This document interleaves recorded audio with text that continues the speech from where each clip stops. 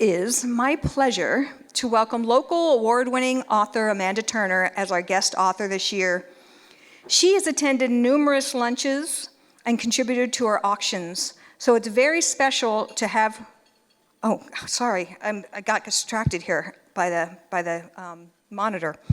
So it's very special to have her in this capacity today, and it's really nice from my perspective too. Usually authors are sometimes familiar with Learning Lab, and I have to kind of make the sale when I ask them to come, and then when they come and meet them. I didn't have to do that with Amanda because she's been here, she's been a supporter of Learning Lab, and I'm so grateful that she is here today. She's a New York Times bestselling author of Vagabonding with Kids series, as well as This Little Piggy Went to the Liquor Store, Mommy Had a Little Flask, and Hair of the Corn Dog. Are you sensing a theme? She is co-author of 2 books with Elaine Ambrose and has contributed to a number of anthologies. Her work has been featured online and in a variety of print publications.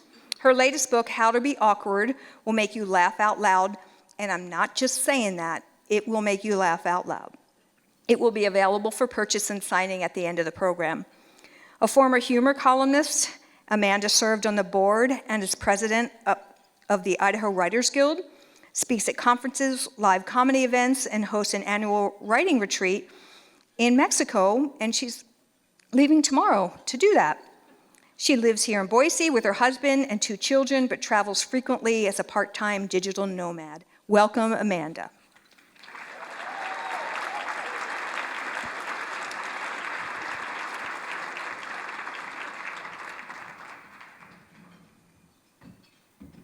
Sorry that, okay. Well, here we are, alone at last. Let me start my timer. I have not yet tripped and fallen on my face, so far I think this is going really well. Oh. This is important.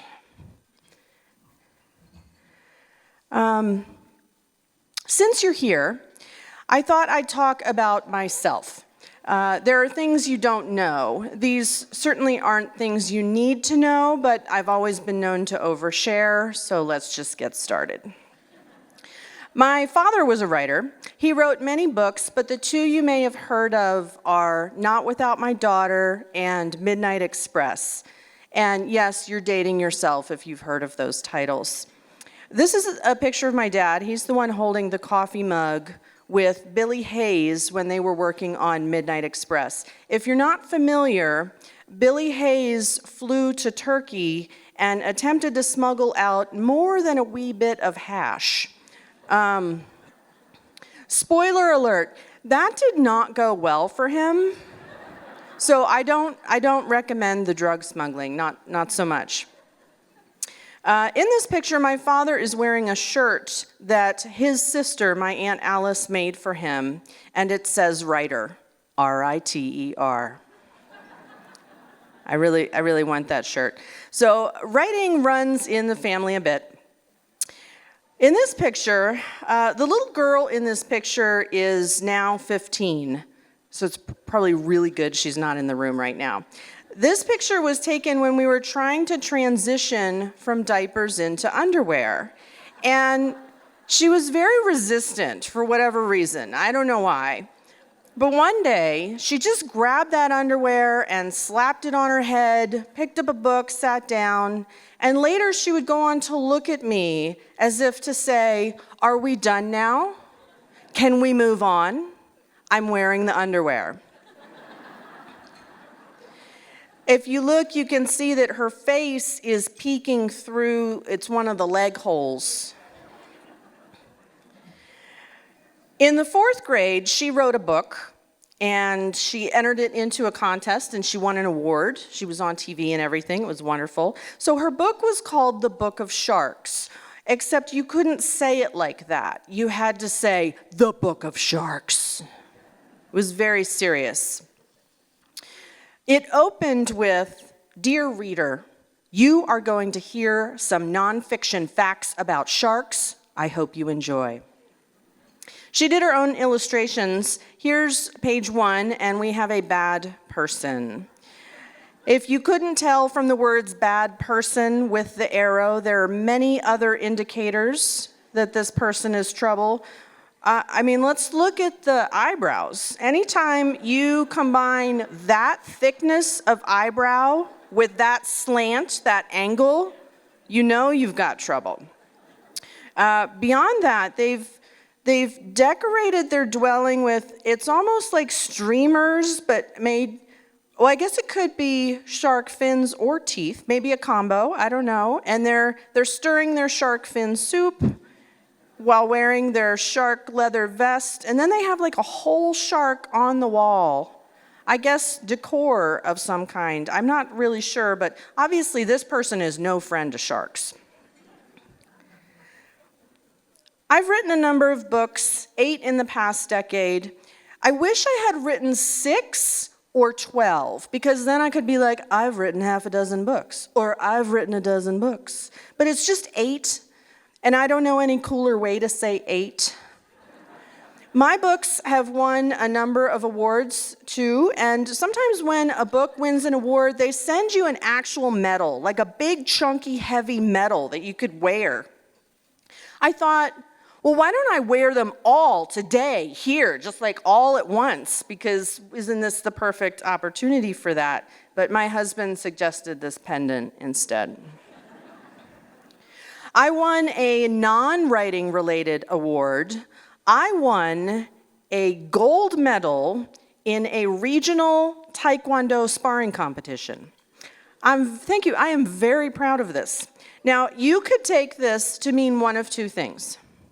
One is that I am disciplined, athletically gifted, and I can really take somebody down. Or 2, that I was the only middle-aged woman in my belt division who showed up that day willing to get kicked in the head, and therefore was awarded the gold medal by default and without ever having to break a sweat. You feel free to believe whichever scenario works for you. I'll never tell. More about me. I speak Russian. I've forgotten a lot. A bit of Spanish. I know my pleasantries in Thai. I'm fortunate to be well-traveled and pick up languages without too much difficulty, unless that language is music. Trust me when I say, you do not want to hear me attempt to make music, not with my voice or the adorable little ukulele that hangs on my wall that I'm going to learn how to play someday. Honestly, I can't even clap rhythmically. If you've seen Steve Martin and the Jerk, you know what I'm talking about. Drop something. Pre-COVID, we were a part-time digital nomad family, meaning we'd go to live in other countries for a few months of every year. So the girls in this photo are now 13 and 15. And I don't know if you know this, but teenagers know everything. Like, they are really handy to have around. This is us in Scotland. We've also taken them to Ireland, Spain, Italy, Thailand, Cambodia, Brazil, Australia, Canada. Don't forget Canada. There are more, but that's a sampling. So I'm interested in travel and culture, not just for myself, but because it's important to me that my daughters experience other people, other languages, other ways of living. I'm interested in the natural world. I'm fascinated by octopuses. I like to study how mushrooms grow. I'm interested in how everything and everyone is connected.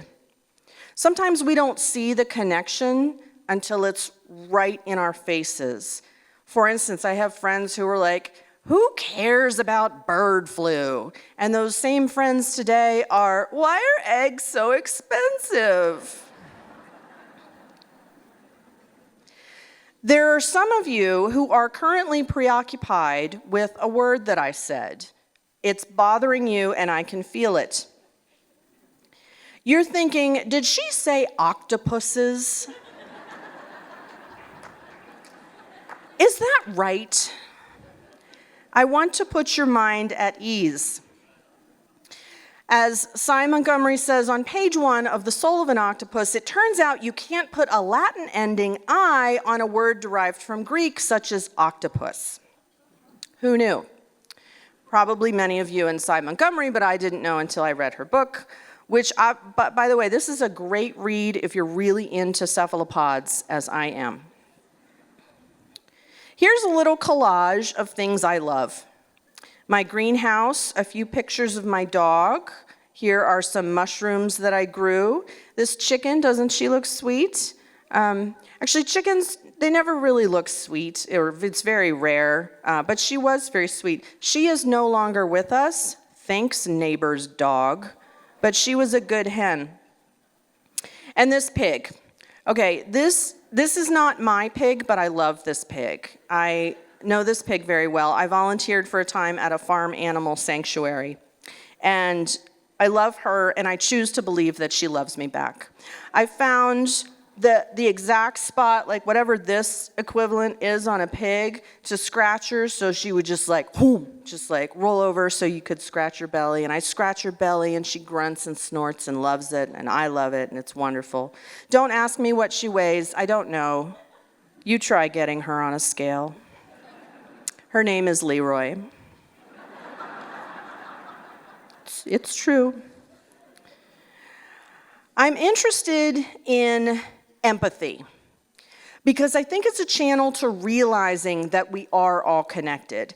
Empathy is the antidote to viewing the unknown as others or them. Honestly, that's really just a perspective flaw, because once you change your perspective, we are all others and we are all them. I'm interested in giving without expectation. I'm not saying I'm good at giving without expectation. I'm saying I'm interested in it. I want to be around people who are good at giving without expectation. I want to observe them, and I want to learn from them. I'm good at giving, but I sure do want to win that auction item. I have never been able to check that little donate anonymously box. I can't do it. But by the way, the Learning Lab doesn't care whether you check that box or not. Like, it's good. They'll take it either way. All donations are welcome. Whenever you meet somebody who's really outstanding in their field, think of some mainstream professions: teacher, librarian, somebody who works in law enforcement, somebody who works in medicine, a politician. It happens. The really outstanding ones, the ones that wow you, if you take a minute to observe them, the commonality they have is probably that they give without expectation. When I met the Learning Lab board staff and volunteers, it was immediately apparent that I was in the presence of people who give without expectation. Things I'm not interested in: falling down on stage, aggression, passive aggression, slaughterhouses. But I understand that these things exist. Pretending something doesn't exist doesn't work. I know because I've tried. I have tried to pretend a number of things don't exist, like weight gain and mosquitoes, but it doesn't work. Never does. Along the lines of pretending that things don't exist, I am not into banning books, but I am into banned books.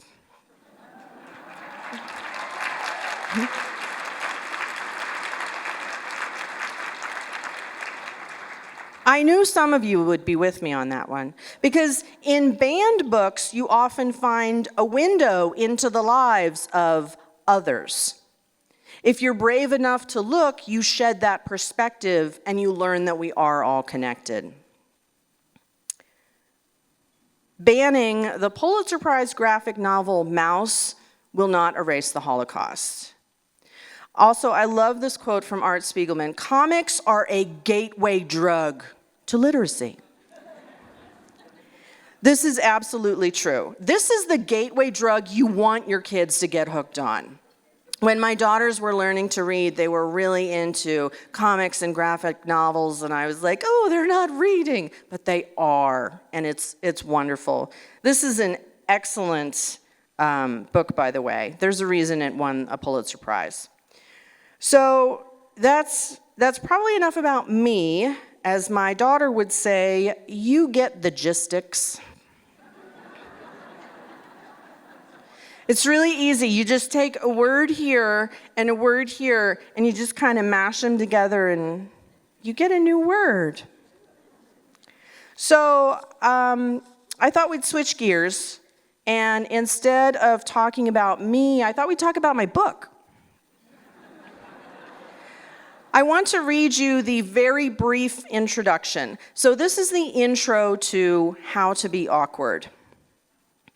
In my mind, I'm a goddamn cheetah. Sleek, stealthy, lithe, with a teaspoon of danger. I don't know, maybe more puma than cheetah, because pumas are a little more filled out, less lanky and scrawny. No one has ever accused me of being lanky and scrawny, but still, in my mind, I have seductive eyes, and that fleshy part that connects my neck to my chin isn't there. I'm more graceful than lumbering, more ballerina than lumberjack.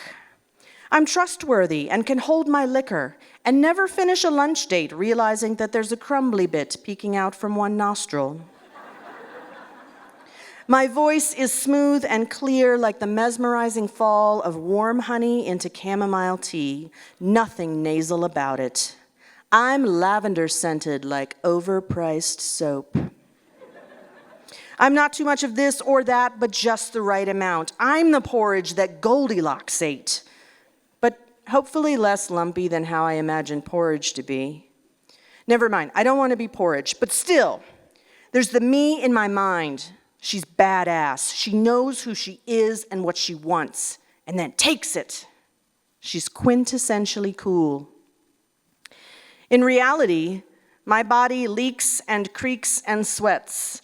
I have overactive salivary glands. I'm serious, it's a thing. I know because I have it. Go ahead, put that jealousy right back in your handbag. I'm the woman in the bathroom stall next to you, hoping you'll hurry up and leave because I'm internally wrestling gastrointestinal issues and hoping you're not present for the inevitable external conclusion of those issues. I was the mullet-wearing child with thick Coke bottle bifocals, see Exhibit A. Now I'm the 40-something who once again has braces on her teeth. Also, my right eye crusts over at night. If you ever need to know where the antifungal nail treatment is in the grocery store, I'm your Huckleberry. I grow lone, thick hairs in odd places. Not on purpose. I have a history of turning the most innocuous of circumstances into catastrophes of unimaginable awkwardness. I'm gifted that way. My ability to land in cringeworthy situations and or directly cause them is something I'm compelled to share and spread throughout the world, like goodwill and herpes. The stories that follow, these are my herpes. And then I have the first footnote of the book, which is, please note, I do not have herpes.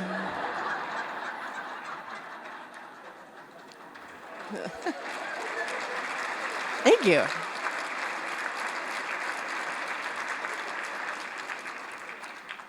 For writers, awkwardness is almost a requirement. Like for us, it's right up there with crippling self-doubt. Like that's our jam. When I meet people who don't seem awkward, I remind myself that everyone is awkward. If you have ever tried to remove a hair from your tongue, you are awkward. If for any reason you have ever stuck your hand in a toilet bowl, you are awkward. If you've ever been trapped in a sports bra, and this goes for any gender, there's no judgment here. If you have ever been trapped in a sports bra, you are awkward. If you've ever put your foot in your mouth, you are awkward. And that can be putting your foot in your mouth figuratively or literally. They both count. But really, as I see it, being awkward is just about being human and authentic. I've made peace with it now. But as a child, when I first felt awkward, it was scary. No one else around me seemed to feel awkward. So fear and paranoia quickly set in. It's isolating. It was very isolating until I found stories. Beverly Cleary and Judy Blume introduced me to Ramona Quimby and Margaret Simon. There were many authors and many stories and many characters, but these really stuck with me. And it's not that I stopped feeling awkward, but now I had the hope that maybe I wasn't alone. Maybe I wasn't the only one, and there was comfort in that. The first time I attended this luncheon, I don't know how many years ago that was, I walked in and thought, these are my people. And there was comfort in that. It's been my favorite event of the year ever since. Also, I'm just a big fan of lunch. Some people really get behind a sports team. Just give me lunch any day. I'm there.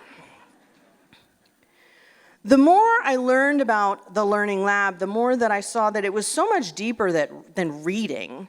It wasn't so that everybody could read stories and find somebody they could identify with. It went way beyond that. It made me stop and consider every time in the course of a day when I use my literacy without any effort and without a second thought. That is freedom. And everyone deserves literacy because everyone deserves that freedom.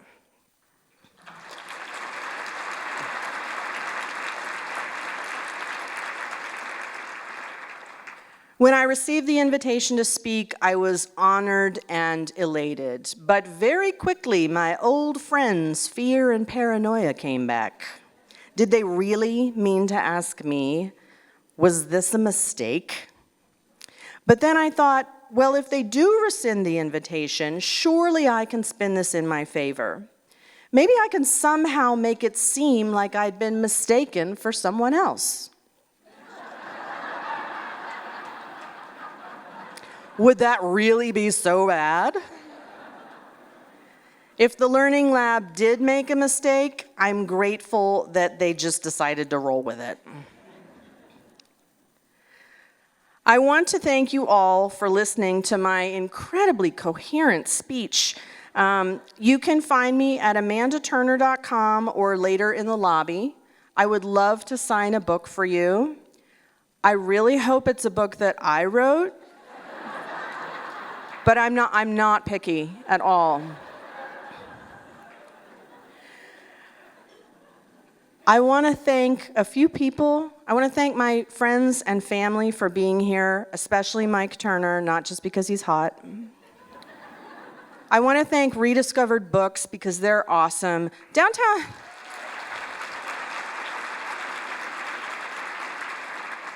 Downtown Boise is super cool. We have lots of great restaurants and bars, but have you seen our bookstore?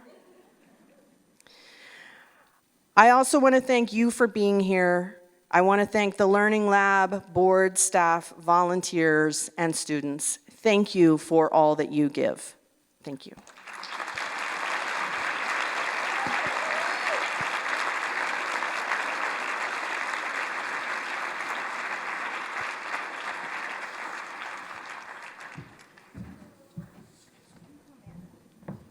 I told you laugh out loud, and my cheeks hurt. Thank you so much. That was awesome. You ready to come up here? Thank you so much, Amanda. That was great. It's so good to laugh for 20 minutes, and I'm so glad she was here.